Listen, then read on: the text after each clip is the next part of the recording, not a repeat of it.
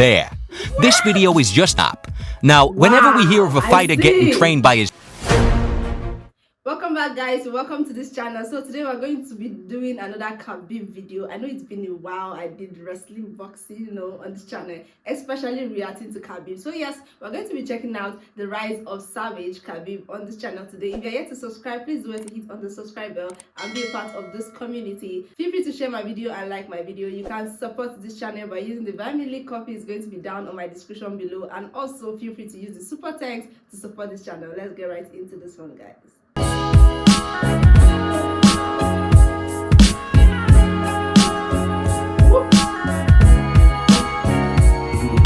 While most 10-year-olds had their lazy asses plonked in front of a TV set playing World of Witchcraft or whatever, somewhere in the impoverished hills of Dagestan, a 10-year-old Khabib was out entertaining his comrades by rolling around in the dirt, grappling with a fucking bear. This video is just the type of meanwhile in Russia shit that can begin to explain why Russian fighters are typically tough as fuck and can at times have an almost haunting indifference to the prospect of gratuitous violence and just general savagery at the highest levels. But wrestling a bear sounds more brutal than it actually... Like now I see, when I checked out Khabib, never lost, never bled, never lost a fight, I'm like, how does he do what he does? I think I can tell already. Like, why will anybody fight with a person that is wrestling with a bear? Like, how do you do that? The reality is, the bear looks all cute and cuddly, and Khabib is just playing around. To get to the root of what really makes Khabib hard as nails, there are political, economic, cultural, and geographic considerations. A good starting point, though, is the Spartan training camp in which Khabib was basically raised. While developing his skills in the disciplines of wrestling, judo, and combat sambo, Khabib lived with 15 other boys, training twice a day in an unforgiving military-style training regimen overseen by his father, Abdulmanap. Now, whenever we hear of a fighter getting trained by his father, it immediately begs the questions, who is this guy and what are his credentials? Abdulmanap began training wrestling at the age of 8 as a powerful tool for self-defense and to instill discipline.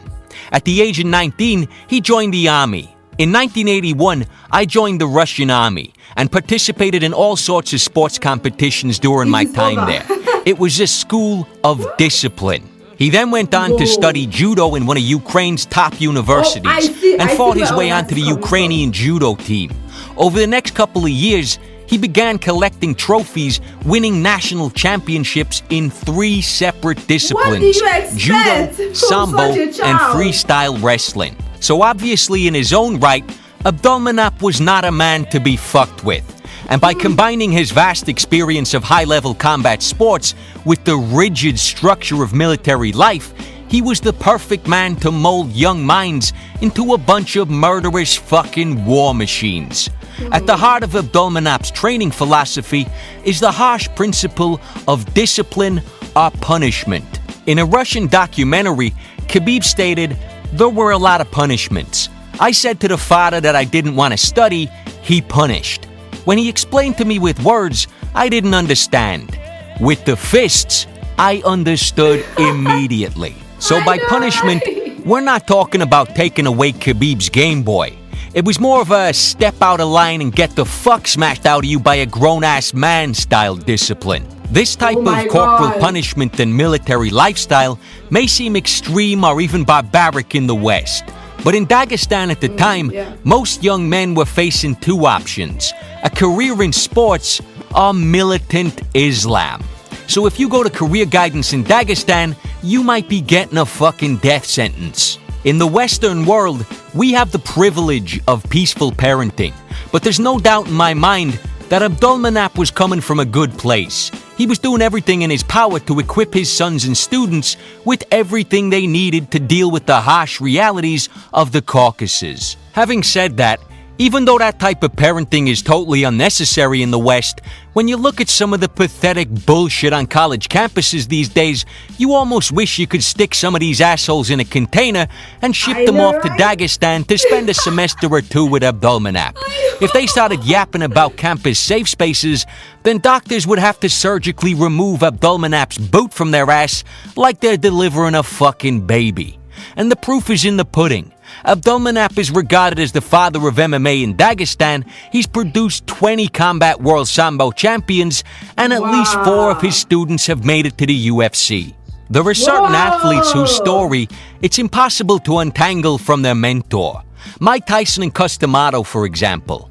A big part of Tyson's success came from his reverence for the wisdom of his teacher and the humble acceptance that even in the face of enormous success, he was still the student. Well, Khabib very much has this reverence for Abdulmanap. It's shameful to offend a father or an elder. If you're punished, it means you deserved it. And it must be incredibly powerful when the man guiding your career and teaching you everything you know is also your primary motivation. After an emotional win over Abel Trujillo, Khabib stated, "My main motivation is my father. He invested a lot of time into me. He brought me up and made a man out of me. And his happy face after the fight is the best reward for me.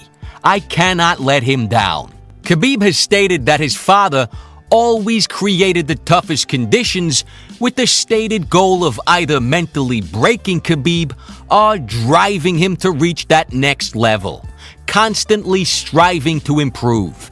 Now, say what you want about the methods, but that type of relentless striving is how you create one tough motherfucker with an unbreakable spirit and a work ethic that shits all over your regular, average, world-class fighter.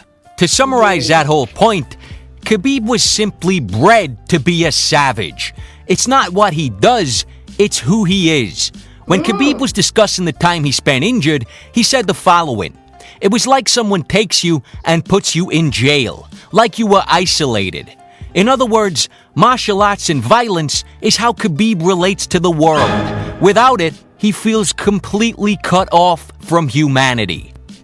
Every nation is a fighting nation, if you go back far enough. But in Dagestan, there's still blood on the soil. There's a brilliant article on Bloody Elbow describing the history of the region.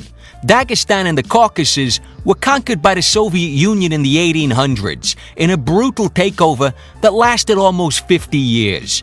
Since then, the region has played host to a series of attempts to establish an independent Islamic state, often centered in Dagestan. The most recent of these was in 1999, when there was a brief conflict between warring Islamic factions vying for control of the region. The whole affair lasted only 6 weeks before Russian airstrikes bombed the fuck out of their asses and brought an emphatic end to the conflict. Abdulmanap believes the conflict had an impact on his children. The simmering tensions and constant threat of danger in the region placed training in a very different context, namely as preparation for the potential onset of war. I believe every man must be ready for war, even in peaceful times. It is always a topic of discussion in the Caucasus. We often hear fighters say, "I'll fight anywhere. I'll fight in the street." But when Khabib says it in that calm, ice-cold, matter-of-fact monotone, you believe him. I'm sure for most fighters, the UFC is about the highest stakes they can imagine. But from the time Khabib was a child, grappling with a bear, his subconscious has likely been grappling with the prospect of a fight with far greater consequences, where it's not a matter of win bonuses and title shots, it's a matter of life and fucking death. Yeah. The usual pressure and nerves associated with a fist fight must have muted significance for someone whose whole psychology has adapted to living in an area of boiling hostility between radical Islamic fundamentalists. Good luck getting in Khabib's head. The guy is ice cold. He states his intentions without any theatrics or emotion, like he's simply stating a fact. Water is wet, the sky is blue. I'm gonna fucking smash you. Can you imagine the build-up for McGregor versus Khabib? A lot was made of the confrontation heading into 205, But for me, a better summary of the two personalities were their post-fight interviews. Both were fucking glorious. Conor was his usual brash, charismatic self. Where the fuck is my other belt? $4 billion? Cheap motherfuckers. Khabib, on the other hand, was cool, concise, and supremely confident in the face of a hostile crowd. Beginning of year, he tap like chicken. End of year, he fight for title. There's only 6 million Irish. There's 150 million Russians. On the MMA Hour, John Kavanagh later replied, "It may be 150 million versus 6 million, but when that cage door closes, it's one-on-one." Perfect. No disrespect to Ferguson, but when you consider everything, the styles, a surgical striker versus a relentless grappler, the psychological warfare, a mouth that can decimate opponents versus an unbreakable will, the personalities, confident and overstated versus equally confident but understated. Khabib versus McGregor is my most anticipated fight for 2017. It is a glorious clash of two polar opposite titans of the sport, right in their fucking prime. Does not get any better. If you developed a photo negative of McGregor, you'd have a picture of Nurmagomedov, probably holding a fucking knife. The last thing I want to briefly touch on is the geography, religion, and culture of the region. In the documentary, Khabib stated, "We have grown up in such severe conditions, in mountains. Therefore, it is evident in our spirit. Compare 15 minutes in the cage to life in the mountains. It is incomparable." Abdulmanap has stated, "In my opinion, training deep in the mountains is an irreplaceable part of training. You simply cannot go 3 or 5 full rounds without elevation training." With regards to religion, Khabib is a devout Muslim, which, as we know, does not tolerate vices like drink or drugs. If you went out of your way to orchestrate the perfect circumstances to produce a physical and mental monster, you'd have a hard time doing better than the cold, cruel mountains of Dagestan. And that is the monster who arrived on American shores. By the time Khabib made it to the UFC, he had spent almost his entire life training at altitude, under Spartan conditions, in a remote mountain town, with no serious distractions outside the terrifying prospect of civil war, while practicing a religion that simply does not permit vices. Khabib's not your average fighter, he is a fucking savage. Oh my! Whoa, like this is a lot. It's amazing. I'm very sure Khabib liked what he turned out to be. I can imagine some of the times that his dad had to put him through that training, and sometimes he'll be like, "Is this what I want to do? Is this not too much?" But then he went through it, and I'm sure this is what he wants for himself. And I mean, he's amazed and happy with the person he is today. That's why it's very good that parents guide, their young ones into what they want to do, regardless of how hard it may be. I know, right? Because tomorrow they'll be the one enjoying and taking all the celebrations and glory. I mean, this is amazing and really inspiring. And seeing how Khabib came up, the training, his background, everything, man, is tough.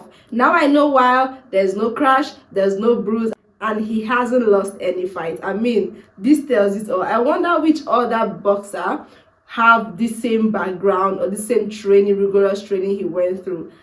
I don't know if any of them had the same.